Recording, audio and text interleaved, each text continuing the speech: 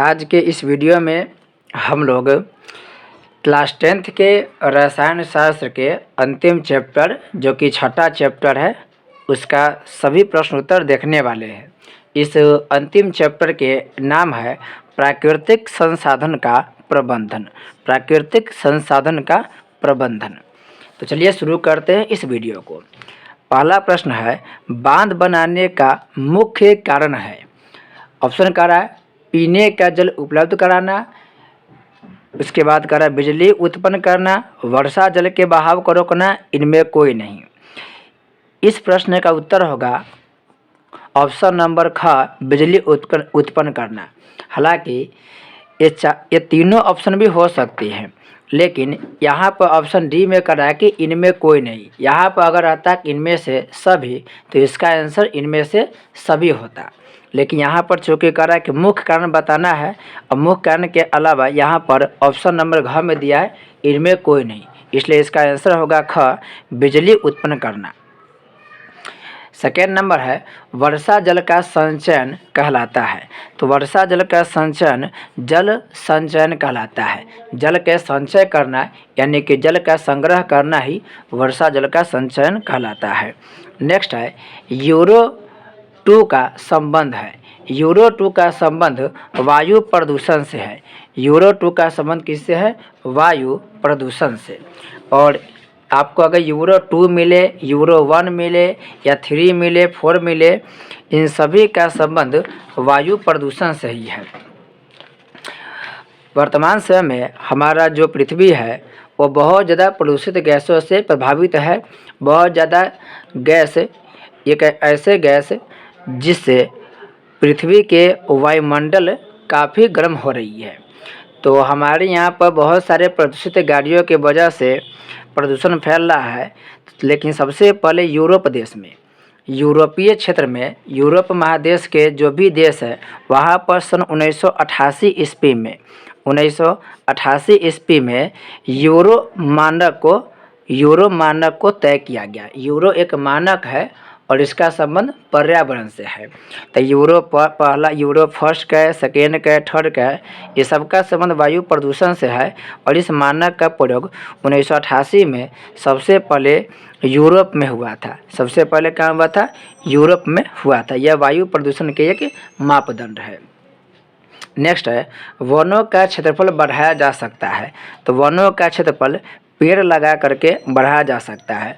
Option क में कह रहा है वनों का इस्तेमाल नहीं करके।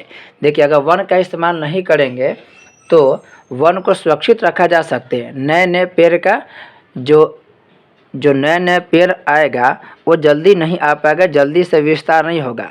लेकिन जैसे हम नए नए पेड़ लगाएंगे तो वन के क्षेत्रफल में क्या होगा? काफ़ी तेज़ी से वृद्धि होगा। नेक्स्ट है, विश्नोई आंदोलन किसके नेतृत्व में किया गया था?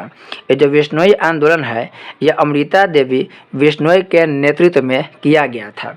अमृता देवी विश्नोई का संबंध राजस्थान से है और ये पेड़ पौधों के बचाने के लिए आंदोलन हुआ था। ये जो विश्नोई समाज है, ये विश्नोई समाज ये पेड़ पौधों और पर्यावरण के लिए बहुत काम करते हैं। ये जो विश्नोई है, आप अगर सही से देखेंगे तो यहाँ पर 20 और 9 शब्द आता है। 20 और 9 शब्द इसी से बना है, इसका नाम विश्नोई। और ये विश्नोई समाज पर्यावरण को बहुत ज़्यादा रक्षा करता है। ये बहुत सारे जानवरों को पालते हैं और बहुत सारे जानवरों को अपने बच्चे की तरह पालते हैं। तो विश्नोई समाज जो आंदोलन किया था राजस्थान में, उसे ही कहा गया विश्नोई आंदोलन। यहाँ पर ऑप्शन क में दिया मेघा पाटेकर, इसे भी याद रखेंगे, मेघा पाटेकर होगा। इस मेघा पाटेकर का संबंध नर्मदा बचाओ आंदोलन से है। नर्मदा बचाओ आंदोलन से। नर्मदा एक नदी है, इस नर्मदा नदी पर बांध बन रहा था बहुत बड़ा। उस बांध के बनने से बहुत सारे लोग के घर बाढ़ में डूब जाता, यानी पानी में डूब जाता। तो उस नर्मदा नदी पर बनाए जाने वाले बांध के रोकने के लिए मेघा पाटेकर एक आंदोलन की थी जिसका नाम था नर्मदा बचाओ आंदोलन। तो मेघा पाटेकर का संबंध नर्मदा बचाओ आंदोलन से और अमृता देवी विश्नोई का संबंध विश्नोई आंदोलन से है। नेक्स्ट है, निम्नांकित में किसका उपयोग बिजली उत्पादन में होता है? तो इसमें से पवन का उपयोग यानी पवन कहने का मतलब हवा का उपयोग बिजली उत्पादन में होता है। देखिए सब जगह पर जो स्थिर अवस्था में है वह होता है हवा, लेकिन हवा में थोड़ा सा गति आ जाता है तो उसे पवन के नाम दिया जाता है। और इस हवा यानी पवन के द्वारा बिजली बनाए जाते हैं। आप देखते होंगे बहुत सारे मूवी वगैरह में या बहुत सारे क्षेत्र में, तो इस प्रकार से एक आपको दिखाई देगा पवन चक्की। ये जो दिखाई दे रहा है आपको तीन तरह से, ये पंखा है, पंखा की तरह दिखाई दे रहा होगा। ये जब घूमता है तो इसको घूमने से हवा के द्वारा यह घूमता है और हवा के द्वारा घूमने से इससे बिजली का निर्माण होता है। इस संरचना को पवन चक्की कहा जाता है, पवन चक्की।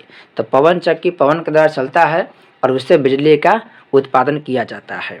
नेक्स्ट है चिपको आंदोलन का मुख्य उद्देश्य था। यह मोस्ट वीवीआई प्रश्न है, इसे आप लोग जरूर याद रखेंगे। ये जो चिपको आंदोलन है ये आपको हर जगह देखने को मिलता है, यानी बायोलॉजी में भी पढ़ने को मिलेगा, रसायन शास्त्र में भी, हिस्ट्री में, ज्योग्राफी में, पॉलिटी में, ये बहुत सारे विषय में मिलता है, इसलिए इसे ज़रूर याद रखेंगे। यह हर साल के लिए महत्वपूर्ण क्वेश्चन माना जाता है। तो चिपको आंदोलन का संबंध वन कटाई को रोकने से है। ये जो चिपको आंदोलन है, यह चिपको आंदोलन अभी वर्तमान के उत्तराखंड राज्य में हुआ था।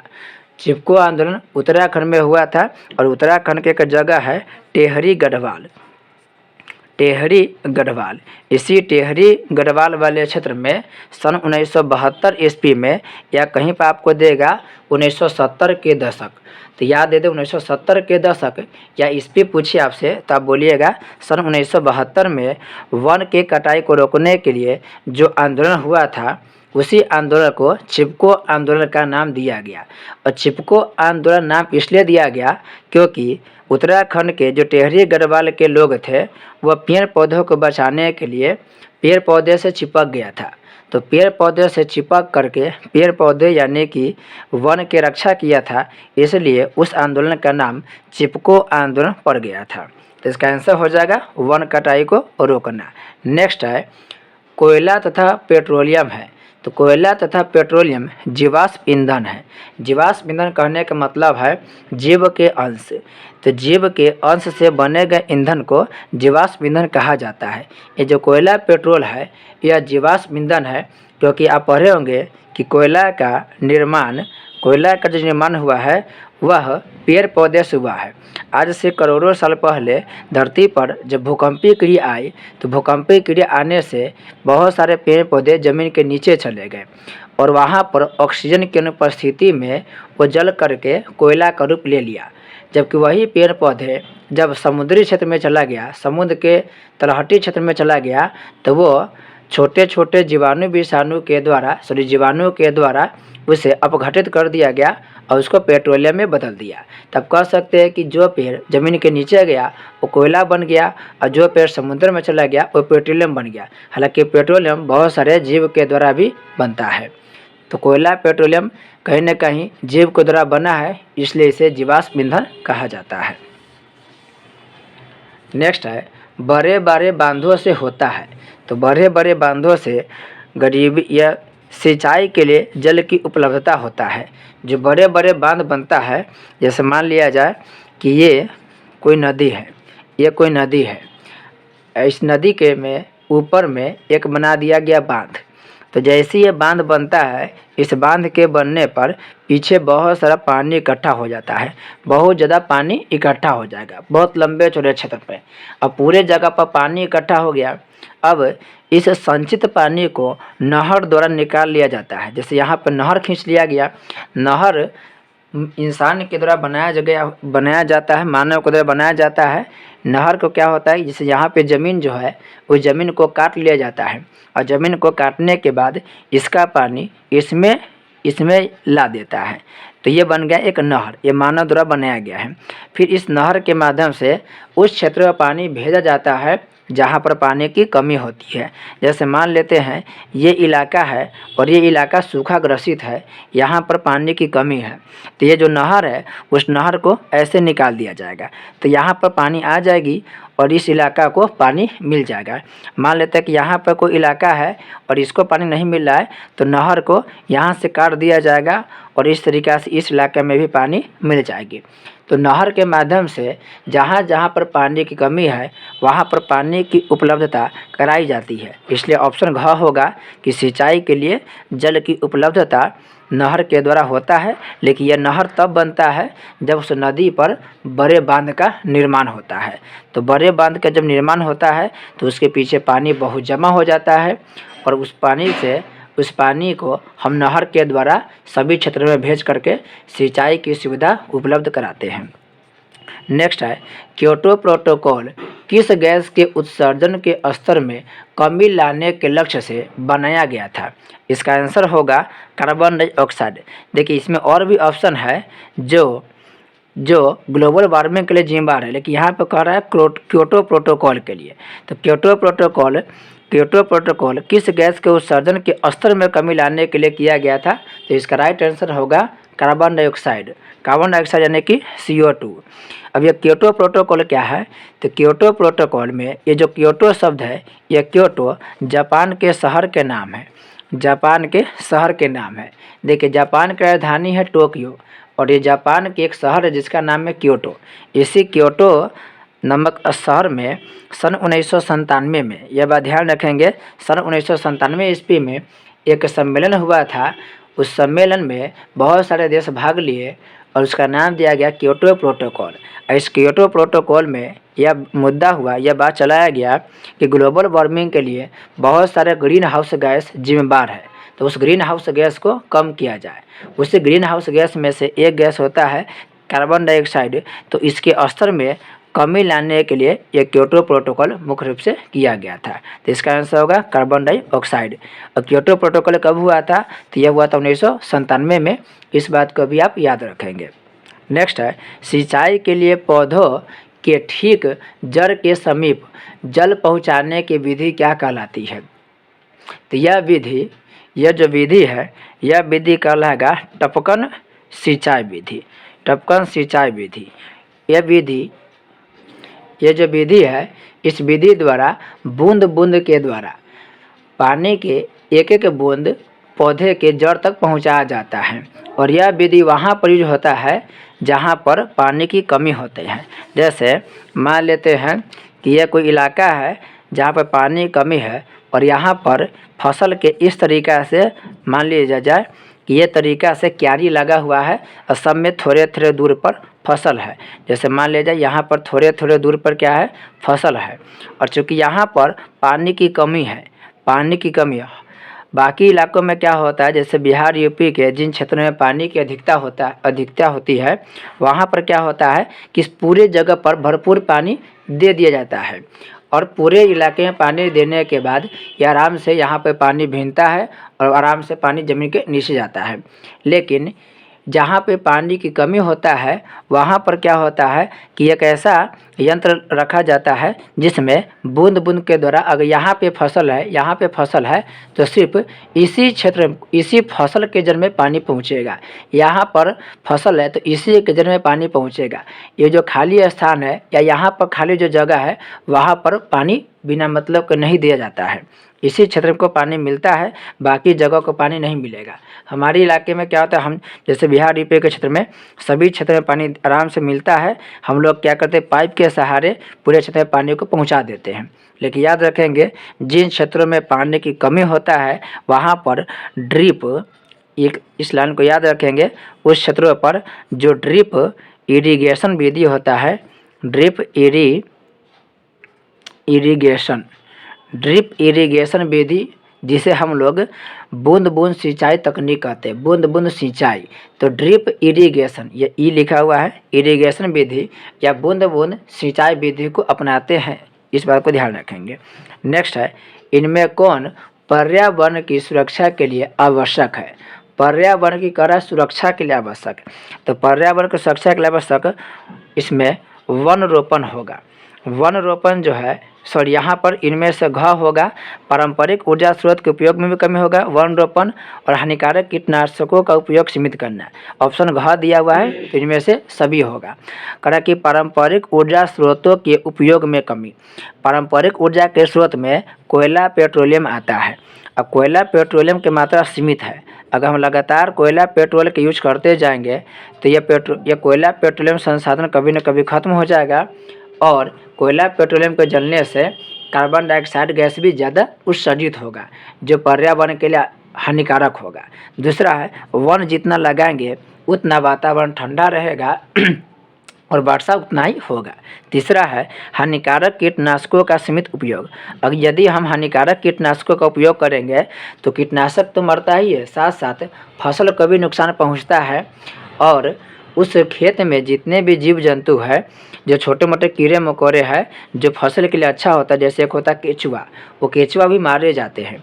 और कहीं ना कहीं वो खतरनाक कीटनाशक पदार्थ जब मिट्टी में मिलता है तो धीरे धीरे मिट्टी की उर्वरता शक्ति भी कमज़ोर पड़ जाती है और बाद में मिट्टी बंजर हो जाती है। तो हमको ये तीनों उपाय करना होगा, इसलिए इसका आंसर हो जाएगा घ, इनमें से सभी। नेक्स्ट है निम्नलिखित में किसके कारण पर्यावरण में संतुलन बिगड़ जाता है। तो अधिक पेड़ पौधे का उगना, अधिक पेड़ पौधे उगेगा तो पर्यावरण और अच्छा रहेगा। वन लगाएंगे, वन रोपण करेंगे तो पर्यावरण के लिए अच्छा ही रहेगा। जैव विविधता, जैव विविधता का मतलब है एक जीव जंतु के बहुत प्रजाति, अलग अलग प्रजाति के, जैसे आप देखते हो कुत्ता हो गए, बिल्ली हो गए, तो ये जो कुत्ता बिल्ली है वो बहुत उनका अलग अलग प्रजाति होता है। कुछ कुत्ते के आकार छोटे होते हैं, कुछ बड़े होते हैं, कुछ के बाल कम होता है, कुछ का अधिक होता है। उसी तरीका से आप देखते होंगे बहुत सारे पेड़ पौधे के भी अलग अलग वैरायटी होता है। जैसे मान लेते हैं कि आप गुलाब को देखते हैं तो गुलाब के बहुत प्रकार है, फूल के बहुत प्रकार है और ये विविधता होना अच्छा माना जाता है। जैसे फसल में चावल हो गया, गेहूँ हो गया, ज्वार हो गया, बाजरा हो गया, तो विविधता जितना होगा ये विविधता जितना होगा उतना ही पर्यावरण के लिए अच्छा होगा। जबकि यहाँ पर ऑप्शन घ कर है बढ़ती हुई मानव जनसंख्या।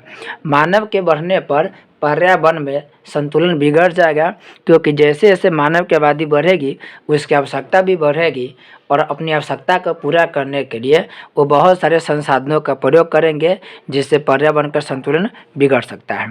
तो इसका आंसर हो जाएगा घ। नेक्स्ट है गैर परंपरागत ऊर्जा स्रोत है। तो गैर परंपरागत ऊर्जा स्रोत पवन ऊर्जा है। पवन ऊर्जा, देखिए ऊर्जा के दो स्रोत होता है, एक होता है परंपरागत और एक है परंपरागत और एक होता है गैर परंपरागत। परंपरागत के मतलब होता है वैसा ऊर्जा के स्रोत जो बहुत समय से यूज होती आ रहा है, यानी परंपरा में है, बहुत लंबे समय से उसका प्रयोग हम लोग करते आ रहे हैं। तो परंपरागत स्रोत में कोयला आएगा, पेट्रोल आएगा, डीजल आएगा और प्राकृतिक गैस, ये सभी परंपरागत ऊर्जा के स्रोत है। जबकि गैर परंपरागत ऊर्जा के स्रोत वह होता है जो बाद में प्रयोग होना शुरू हुआ, जिसका प्रयोग परंपरागत ऊर्जा स्रोत के बाद में हुआ। जैसे हम लोग हवा के प्रयोग तो बहुत दिन से करते आ रहे हैं, लेकिन उस हवा द्वारा, पवन द्वारा यानी वायु द्वारा जो बिजली बनाने का काम शुरू किए वो बहुत बाद में किए। फिर हम लोग देखते होंगे कि कोयला का प्रयोग तो बहुत पहले शुरू कर लिए, लेकिन कोयला से बिजली बनाने के कार्य बाद में किए। तो ये परंपरा में नहीं था कोयला से बिजली बनाना, हवा द्वारा बिजली बनाया जाना। तो जो चीज़ बाद में प्रयोग हुआ यानी परंपरागत स्रोत के बाद में प्रयोग हुआ उसे हम लोग कहते हैं गैर परंपरागत ऊर्जा के स्रोत। अब है रिक्त स्थानों की पूर्ति करें। पहला है वन संसाधन है। तो वन को आप लिख सकते हैं, यहाँ पर बहुत आप आंसर इसका बहुत हो सकता है। आप लिख सकते हैं कि वन एक प्राकृतिक संसाधन लिख सकते हैं, या आप लिख सकते हैं कि जो वन है वह नवीकरणीय संसाधन है। नवीकरणीय संसाधन है। नवीकरणीय संसाधन के मतलब होता है वैसा संसाधन जिसका एक बार प्रयोग कर ले तो उसका प्रयोग दोबारा भी कर सकते हैं, यानी एक बार प्रयोग करने के बाद वो समाप्त नहीं होगा, उसका बार बार प्रयोग कर सकते हैं, वो नवीकरणीय संसाधन कहलाता है। तो वन भी एक नवीकरणीय संसाधन है। हम देखते हैं कि धरती पर बहुत सारे ऐसे जंगल हैं जो उनका स्वतः विकास होता है। हम लोग पेड़ पौधा को लगाने नहीं जाते जंगल में, वो अपने आप ही उसका विकास होते रहता है। तो ये स्वतः इसका विकास हो रहा है, इसलिए वन एक नवीकरणीय संसाधन है, साथ ही साथ वन एक प्राकृतिक संसाधन है। तब चाहे तो दोनों में से कोई एक लिख सकते हैं। नेक्स्ट है कोयला तथा पेट्रोलियम प्राकृतिक संसाधन है। तो कोयला तथा पेट्रोलियम यहाँ पर होगा अनवीकरणीय, देखिए यहाँ पर नवीकरणीय लेकिन यहाँ पर हो लिख लीजिएगा अनवीकरणीय प्राकृतिक संसाधन है। ये प्राकृतिक संसाधन तो है कोयला पेट्रोलियम, लेकिन प्राकृतिक संसाधन में अनवीकरणीय संसाधन है। अनवीकरणीय संसाधन का मतलब होता है वैसा संसाधन जिसका एक बार प्रयोग करेंगे तो वह समाप्त हो जाएगा, दोबारा नहीं मिलेगा। जैसे हम एक बार जो कोयला को जलाते हैं, 1 किलो कोयला अगर हम लेके आए और उसको जलाएंगे तो उस जलाने के बाद वह समाप्त हो जाएगा, दोबारा नहीं मिलेगा। ठीक उसी तरह पेट्रोलियम अगर 1 लीटर डला रहे हैं, अगर वह समाप्त हो जा रहा है तो वह दोबारा नहीं मिलेगा। तो इन दोनों का भंडार पृथ्वी पर सीमित है, एक बार जो समाप्त हो गया जो संसाधन वो दोबारा नहीं मिलेगा। इस तरह से उसी संसाधन को हम लोग बोलते हैं अनवीकरणीय संसाधन, अनवीकरणीय संसाधन।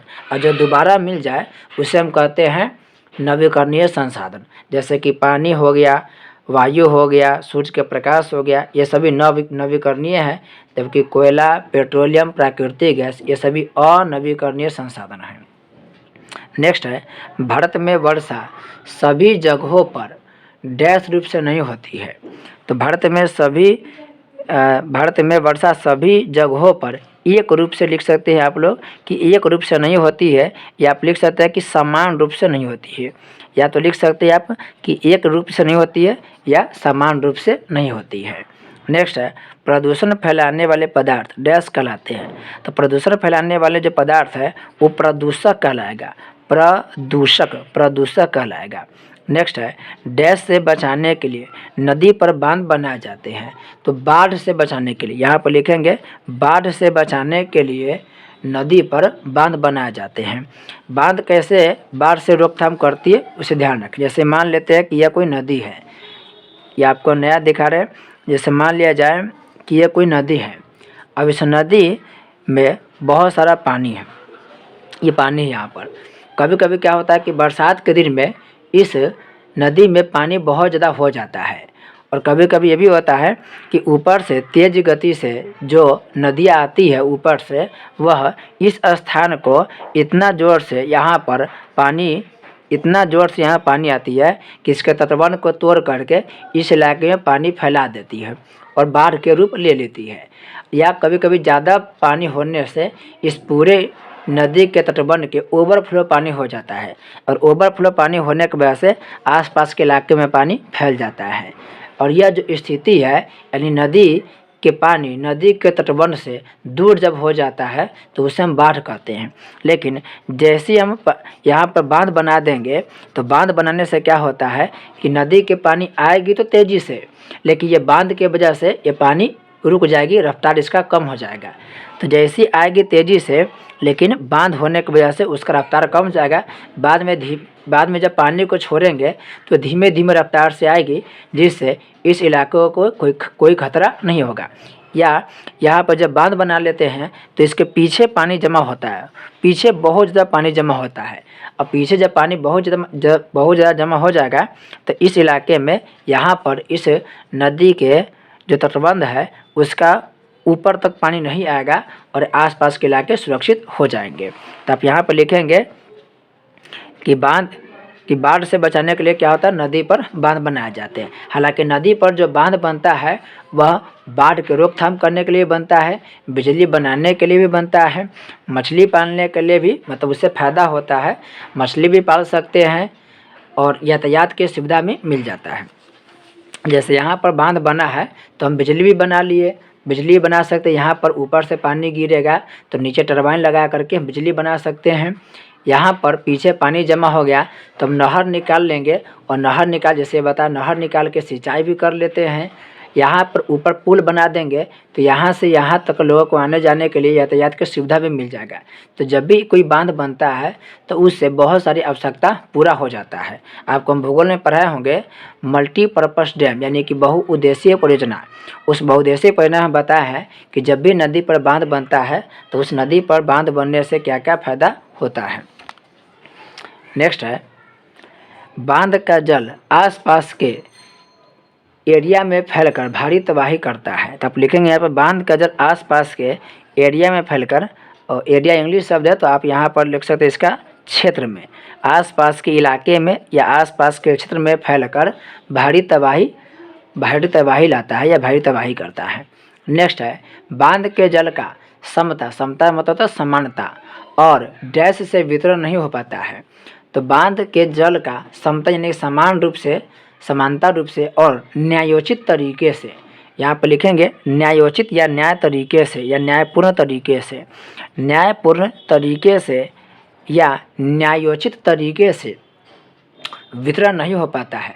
कभी कभी क्या होता है कि नदी पर जब बांध बनता है तो नदी पर जैसे ये बांध बना तो बांध बनने से किसी को पानी ज़्यादा मिल जाता है तो किसी को कम पानी मिल जाता है। अगर आप मेरा वीडियो देखेंगे भूगोल के चैप्टर नंबर 3 जिसमें डिटेल से आपको बहुउद्देशीय परियोजना के बारे में बताया गया है, उसमें बताया गया है कि कैसे बांध बनने से किसी राज्य को ज़्यादा फायदा होता है तो किसी को कम फायदा होता है। आपको सिंधु नदी के बारे में डिटेल से बताया गया है कि सिंधु नदी के लेकर भारत पाकिस्तान विवाद क्यों है, क्योंकि उसका बांध बनने से भारत को कैसे पानी ज़्यादा मिलता है या पाकिस्तान को पानी कम कैसे मिलता है, वहाँ पर आप डिटेल से देख सकते हैं। नेक्स्ट है राजस्थान के डैश ग्राम में पेड़ों से चिपक कर स्त्रियों ने वन कटाई के विरोध में जान दे दी थी। तो राजस्थान की एक बहुत ही प्रसिद्ध जगह है जिसका इतिहास में चर्चा है, भूगोल में चर्चा है और यहाँ पर बायोलॉजी रसायन शास्त्र सब में चर्चा है। उस स्थान का नाम है खेजरी। खेजरी कहीं कहीं खेतरी लिखता है, खेजरी याद रखें खेजरी। ये जो खेजरी नामक जो स्थान है, यहाँ के महिला पेड़ पौधों को बचाने के लिए पेड़ से चिपक गई थी और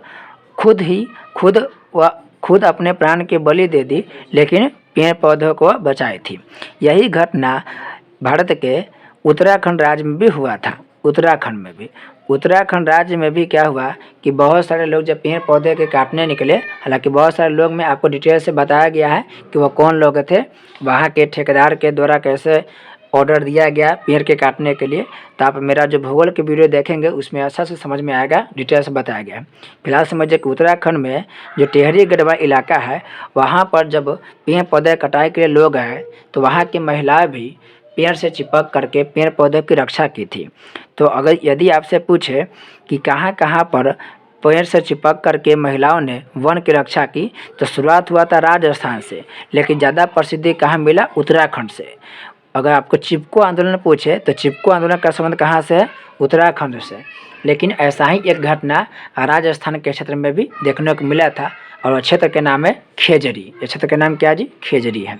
नेक्स्ट है रसोई घर के नम कचरों का पुनर्चालन कर बनाया जाता है।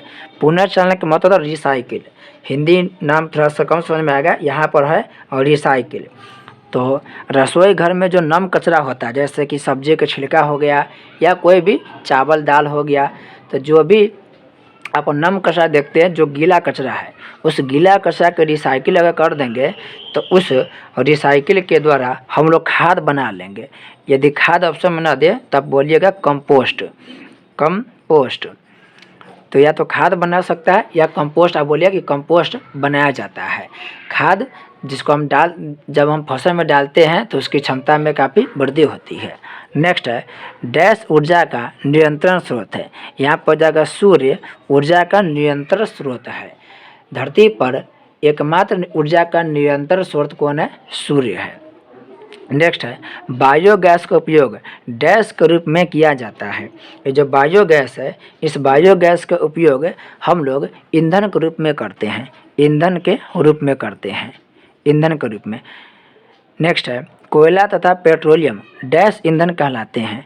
तो कोयला तथा पेट्रोलियम जीव के द्वारा बना है, इसी वजह से हम इसे जीवाश्म ईंधन कहते हैं। इसका आंसर हो जाएगा जीवाश्म ईंधन कहलाता है। अब सही गलत का चयन करें। पहला है इंदिरा गांधी नहर ने दिल्ली को हरित किया था। यह गलत होगा क्योंकि इंदिरा गांधी जो नहर है वो इंदिरा गांधी नहर भारत के राजस्थान के क्षेत्र और खासकर पंजाब हरियाणा के क्षेत्र को हरा भरा किया था। राजस्थान के जो सुखाड़ क्षेत्र है, उस सुखाड़ क्षेत्र को हरा भरा करने में इंदिरा गांधी नहर का बहुत बड़ा योगदान है। हालांकि पूरे राजस्थान को नहीं किया, लेकिन कुछ क्षेत्र में जो हरा भरा क्षेत्र है वह इंदिरा गांधी नहर से है। अब याद रखेंगे इंदिरा गांधी नहर के 2 बात याद रखेंगे, ये भारत के सबसे लंबी नहर है। इंदिरा गांधी नहर भारत की सबसे लंबी नहर है और ये इंदिरा गांधी नहर भारत के सतलज नदी पर है। ये भी याद रखेंगे इंदिरा गांधी नहर कौन नदी पर है, तो इंदिरा गांधी जो नहर है वो भारत के सतलज नदी पर है। आप अगर तीसरा चैप्टर देखेंगे भूगोल के, तो इसमें इंदिरा गांधी नहर, भाखड़ा नांगल बांध और नहर बांध सबका डिटेल से बताया गया है। तो ये दिल्ली ना होकर राजस्थान, पंजाब, हरियाणा होगा। नेक्स्ट है चिपको आंदोलन का समर्थक सुंदरलाल बहुगुणा ने किया था। ये सही होगा। चिपको आंदोलन उत्तराखंड में हुआ था और इसका सबसे प्रमुख व्यक्ति थे वह थे सुंदरलाल बहुगुणा। और सुंदरलाल बहुगुणा के अलावा एक और व्यक्ति थे, उसका नाम था चंडी प्रसाद भट्ट। तो चंडी प्रसाद भट्ट और सुंदरलाल बहुगुणा ये दोनों चिपको आंदोलन के नेतृत्व किए थे। ये हुआ था 1972 में और ये हुआ था भारत के उत्तराखंड राज्य में। नेक्स्ट है वनों द्वारा वर्षा की मात्रा में कमी होती है। देखिए वनों द्वारा वर्षा की मात्रा में वृद्धि होती है, न कि कमी होती है। तो इसका कथन गलत हो गया। कथन गलत है। जब वन लगाते हैं तो वर्षा अधिक होगी, न कि वर्षा कम होगी। नेक्स्ट है वन मिट्टी कटाव को रोकने में सहायक होता है। ये सही है। जब भी हम वन लगाते हैं तो पेड़ पौधे का जो जड़ होता है वह जड़ मिट्टी को कटने से रोकता है। तो पेड़ पौधे के जड़ द्वारा मिट्टी को रोके रखता है, इसलिए मिट्टी का कटाव नहीं हो पाता। ये सही कथन है। नेक्स्ट है ग्रीन हाउस गैसों का सबसे अधिक उत्सर्जन जीवाश्म ईंधन के उपयोग से होता है। अब यहाँ पर समझिए कि ग्रीन हाउस गैस क्या है और इसका उत्सर्जन करा जीवाश्म ईंधन के उपयोग से ज़्यादा होता है। ये 5 का आंसर सही होगा। अब बात है ग्रीन हाउस गैस के कि ग्रीन हाउस गैस किसे कहते हैं। तो ग्रीन हाउस गैस के जैसे बात करें तो उसमें एक हो जाएगा CO2 carbon dioxide. Green house में ये सबसे प्रमुख गैस है CO2। इसके अलावा आपको मिलेगा nitrous oxide N2O nitrous oxide. इसके अलावा मिलेगा CH4 मीथेन। तो ये जो कार्बन डाइऑक्साइड है, नाइट्रस ऑक्साइड है, मीथेन है और क्लोरोफ्लोरोकार्बन में मिलेगा क्लोरोफ्लोरोकार्बन CFC क्लोरोफ्लोरोकार्बन। ये सभी ग्रीन हाउस गैस है और इनके उत्सर्जन से, इन सब के उत्सर्जन से वायुमंडल के जो तापमान है वो वृद्धि हो रहा है। तो ग्रीन हाउस जो गैस है उसमें कह रहा है कि सबसे अधिक उत्सर्जन तो सबसे अधिक उत्सर्जन जीवाश्म ईंधन से होगा, क्योंकि CO2 ज़्यादातर जीवाश्म ईंधन से निकलता है। नेक्स्ट है गंगा नदी को इलाहाबाद से कोलकाता तक स्वच्छ बनाने के लक्ष्य से गंगा कार्यान्वयन योजना को लागू किया गया था। यह कथन गलत है, क्योंकि गंगा को इलाहाबाद से कोलकाता नहीं और ऋषिकेश से कोलकाता तक। ऋषिकेश उत्तराखंड में है, तो ऋषिकेश से कोलकाता तक स्वच्छ बनाने के लिए ये एक योजना शुरू किया गया था और वह योजना सन 1986 ईस्वी में शुरू हुआ था। सन 1986 ईस्वी में ऋषिकेश से कोलकाता तक गंगा नदी को साफ रखने के लिए। नेक्स्ट है रसोई घर के नम कचरों का पुनर्चरण कर कंपोस्ट बनाया जाता है। रसोई घर के या ऊपर में देखिए आपको रिक्त स्थान में वही बात दिया हुआ है और वही बात यहाँ पर सही गलत में दे दिया गया है। पुनर्चरण के मतलब होता है रिसाइकिल मतलब होता है पुनर्चलन और यह सही कथन है, क्योंकि रसोई घर का जो गीला कचरा होता है उसको अगर पुनर्चलन कर रिसाइकिल कर देंगे पुनर्चलन, तो उससे खाद बना लेंगे, यानी कि कंपोस्ट बन जाएगा। यह कथन सही होगा। नेक्स्ट है हमें जैव अनिम्नीकरणीय वस्तुओं के उपयोग से बचना चाहिए। हमें जैव अनिम्नीकरणीय वस्तुओं के उपयोग से बचना चाहिए और यह भी कथन बिल्कुल सही है। जैव अनिम्नीकरणीय का मतलब होता है वैसा पदार्थ जो जल्दी अपघटित नहीं होता है, यानी जल्दी या मिट्टी में नहीं मिलेगा, सड़ेगा गलेगा नहीं। तो ऐसे अगर पदार्थ अगर ज़्यादा हो जाएंगे जो सड़ेगा गलेगा नहीं, तो पर्यावरण का बहुत ज़्यादा नुकसान पहुंचाएंगे। उससे मिट्टी की उर्वरा शक्ति भी समाप्त हो जाएगा और बहुत सारे वायुमंडल में और पानी में, ज़मीन में सब जगह प्रदूषण की स्थिति हो जाएगी। तो जैव अनिर्वहनीय वस्तुओं का जितना उपयोग कम करेंगे उतना ही पर्यावरण के लिए सही होगा, इसलिए यह कथन सही होगा। नेक्स्ट है, जहाँ जल की कमी होती है वहाँ ड्रिप इरिगेशन सिंचाई तकनीक का इस्तेमाल नहीं किया जाता है। देखिए यह कथन गलत है, क्योंकि जहाँ पर जल की कमी होगी उसी स्थान पर ही ड्रिप इरिगेशन सिंचाई का मतलब है बूंद बूंद सिंचाई करने की सुविधा। तो बूंद बूंद सिंचाई को ही बोलते हैं ड्रिप इरिगेशन सिंचाई सुविधा, और ये वहाँ पर होता है जहाँ पर जल की कमी होती है। जैसे राजस्थान के इलाके में यही तकनीक का इस्तेमाल होता है। यहाँ पर दिया नहीं, ये नहीं होगा, नहीं की वजह से यह क्या होगा, कथन गलत हो जाएगा। अब है अति लघु उत्तरीय प्रश्न। अति लघु उत्तरीय प्रश्न में दिया चिपको आंदोलन के प्रवर्तक कौन थे। चिपको आंदोलन के प्रवर्तक हो जाएगा सुंदरलाल बहुगुणा। सुंदरलाल बहुगुणा चिपको आंदोलन के क्या होंगे, प्रवर्तक हो जाएंगे। चिपको आंदोलन हुआ था 1972 में। 1972 में हुआ था। सुंदरलाल बहुगुणा मेन थे, और हुआ कहाँ था, तो ये हुआ था उत्तराखंड में। उत्तराखंड में पूछे कहाँ हुआ था, तब याद रखेंगे उत्तराखंड के टेहरी गढ़वाल में हुआ था। टेहरी गढ़वाल जिला में हुआ था। नेक्स्ट है ऊर्जा के दो परंपरागत स्रोत के नाम लिखे। ऊर्जा के दो परंपरागत स्रोत का मतलब है वैसा स्रोत जो बहुत लंबे समय से चलती आ रहा है। जैसे कोयला ऊर्जा के परंपरागत स्रोत है, पेट्रोलियम ऊर्जा के परंपरागत स्रोत है। इसके अलावा प्राकृतिक गैस की बात करें तो प्राकृतिक गैस भी ऊर्जा के परंपरागत स्रोत है। नेक्स्ट है ह्रास हुई भूमिगत जल का पुनः परिपूरण किससे होता है। तो जो भूमिगत जल यानी जो ज़मीन के नीचे का जल है उसका ह्रास यानी कि कमी हो गया है, तो कैसे उसका पुनः पूर्ति करेंगे। तो हम दो तरीक़ा से कर सकते हैं। एक, जो भी पानी मतलब समझिए कि वर्षा के जल के है, जो वर्षा का जल है उस वर्षा के जल को अगर हम समुद्र में नहीं मिलने दें, यानी उसको रोक कर ही रखेंगे, तो वह जल ज़मीन के नीचे चला जाएगा। दूसरा है कि बहुत ज़्यादा पेड़ पौधे लगाएंगे। जब बहुत ज़्यादा पेड़ पौधे लगाएंगे तो वर्षा होगी, और वर्षा होने से पानी क्या होगा, ज़मीन के नीचे चल जाएगी। तो बहुत तरीका कर सकते हैं, दो तरीका याद रखेंगे। एक तो ज़्यादा पेड़ लगाएंगे, पेड़ लगाने से वर्षा होगी, और वर्षा जब होगी तो ज़मीन के नीचे बहुत सारा जल पूर्ति हो जाएगा। दूसरा कि जिस स्थान में ज़मीन के पानी कम हो रहा है वहाँ पर क्या करेंगे, जो बरसात के पानी उसके रख रखाव करेंगे। तो पानी का रख रखाव करके भी भूमिगत जल के प्रयोग कर सकते हैं। नेक्स्ट है जल उपलब्धता में गिरावट के क्या कारण है। तो जल उपलब्धता में गिरावट के बहुत कारण है। पहला कारण हो गया जनसंख्या की काफ़ी वृद्धि हो रही है। जनसंख्या की वृद्धि होने से जल उपलब्धता में कमी हो रही है। दूसरा लिख सकते हैं कि पेड़ों की कटाई हो रही है। पेड़ों की कटाई होने की वजह से बहुत जगह वर्षा ठीक से नहीं हो रही है, और वर्षा ठीक से नहीं होगी तो कहीं ना कहीं पानी की उपलब्धता कम पड़ जाएगी। नेक्स्ट है पृथ्वी पर ग्रीन हाउस प्रभाव डालने वाली सबसे प्रमुख वायुमंडलीय गैस कौन सी है। तो हालांकि बहुत गैस है जो ग्रीन हाउस गैस कहलाती है, लेकिन सबसे प्रमुख का है तो सबसे प्रमुख होगा CO2 गैस यानी कार्बन डाइऑक्साइड गैस। नेक्स्ट है पुनर्चलन के एक लाभ बताएं। पुनर्चलन के मतलब होता है रिसाइकिल के मतलब है फिर से उसका प्रयोग कर लेना, फिर से उसका साइकिल में लाना यानी कि प्रयोग में लाना।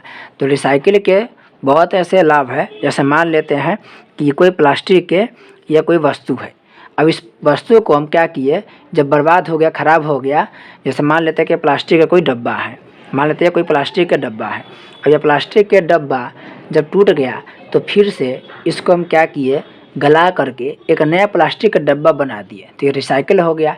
इससे क्या हुआ कि उसी प्लास्टिक का यूज हम दोबारा कर लिए। और कभी कभी क्या होता है, कुछ ऐसे पदार्थ होता है जिसे हम बार बार रिसाइकिल कर सकते हैं। जैसे कागज़ हो गया, तो कागज़ हो गया, कुछ प्लास्टिक हो गया, इन सब के हम बार बार प्रयोग कर सकते हैं। तो क्या होता है कि जैसे पुनर्चरण करेंगे, रिसाइकिल करेंगे, ये हमको एक ही बार ना बल्कि बार बार प्रयोग होने को मिल जाएगा। तो एक ही वस्तु के बार बार प्रयोग हो रहा है तो हमारा वायुमंडल सुरक्षित रहेगा, और कहीं ना कहीं से प्रदूषण भी कम रहेगा। तो लिख लीजिए कि एक ही वस्तु के प्रयोग हम लोग बार बार कर सकते हैं, जिससे वस्तुओं की मात्रा कचरा ज़्यादा नहीं फैलेगा और पर्यावरण सुरक्षित रहेगा। नेक्स्ट है, कोयला तथा पेट्रोलियम के संरक्षण के लिए हमें क्या करना चाहिए। तो कोयला पेट्रोलियम दोनों की मात्रा सीमित है। अब दोनों की मात्रा सीमित है तो कभी न कभी यह समाप्त हो जाएगा अगर लगातार प्रयोग करते रहेंगे। लेकिन इसका मतलब यह नहीं है कि कोयला और पेट्रोलियम का प्रयोग हम करें ही नहीं। कोयला अगर पेट्रोलियम के प्रयोग करना छोड़ देंगे तो हमारा विकास क्रम ही रुक जाएगा।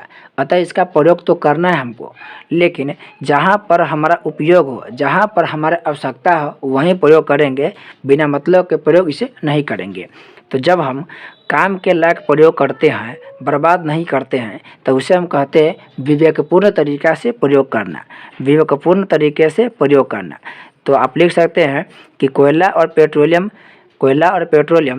यह अनवीकरणीय संसाधन है जिसकी मात्रा सीमित है। इसका प्रयोग करेंगे तो यह समाप्त हो जाएगा, इसलिए इसे विवेकपूर्ण तरीके से प्रयोग करेंगे। हालांकि यह अति लघु उत्तरीय प्रश्न है, तो आप सिर्फ लिखिएगा विवेकपूर्ण तरीके से प्रयोग हमें करना चाहिए, जिससे इसका संरक्षण किया जा सकता है।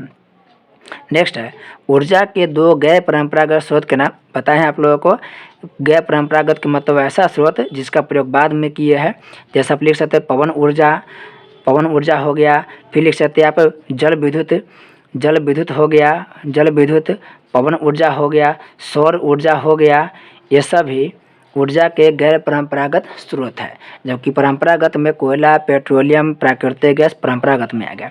चिपको आंदोलन का लक्ष्य क्या था। तो चिपको आंदोलन का लक्ष्य था पेड़ पौधों को बचाना, वन को बचाना। तो वन एवं पर्यावरण के सुरक्षित रखने के लिए चिपको आंदोलन हुआ था। तब लिखेंगे वन की रक्षा करना। नेक्स्ट है, भारत के दो राष्ट्रीय उद्यानों के नाम लिखें। भारत में राष्ट्रीय उद्यान बहुत ज़्यादा है, नेशनल पार्क दो के नाम लिखना है तो आप लिख सकते हैं जिम कॉर्बेट लिख सकते हैं। जिम कॉर्बेट भारत के पहला राष्ट्रीय उद्यान था, नेशनल पार्क था। हालांकि अब इसका नाम रामगंगा हो गया है, लेकिन आपसे एग्जाम में पूछेगा जिम कॉर्बेट सही। जिम कॉर्बेट हो गया, ये उत्तराखंड में है। फिर आप लोग लिखेंगे असम में मानस हो गया, असम में काजीरंगा हो गया, काजीरंगा लिख सकते हैं। आप लिख सकते हैं पश्चिम बंगाल में सुंदरवन हो गया, पश्चिम बंगाल में। गुजरात में गिर हो गया। यहाँ पर मध्य प्रदेश में लिखेंगे, मध्य प्रदेश में पन्ना हो गया। ये सभी राष्ट्रीय उद्यान के नाम है। सिर्फ दो के नाम में कोई भी नाम लिख सकते हैं, सुंदरवन, गिर, पन्ना, जिम कॉर्बेट, काजीरंगा, मानस, कोई भी आप दो लिख सकते हैं।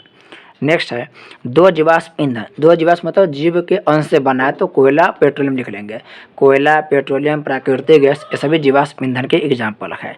नेक्स्ट है, रसोई घर के नम कचरों का पुनर्चक्रण कर क्या बनाया जाता है। यह 3 बार प्रश्न पूछ दिया है। रसोई घर के नम कचरे से के पुनर्चक्रण से खाद बनाया जाता है, यानी कि कंपोस्ट बनाया जाता है। अंतिम प्रश्न है, जल की कमी वाले क्षेत्रों में सिंचाई की कौन सी तकनीक अपनाई जाती है। तो जहाँ पर जल की कमी है वहाँ पर ड्रिप इरिगेशन, यह भी 2-3 बार प्रश्न पूछ दिया है, आप याद रखेंगे। ड्रिप इरिगेशन या बूंद बूंद सिंचाई तकनीक का प्रयोग किया जाता है।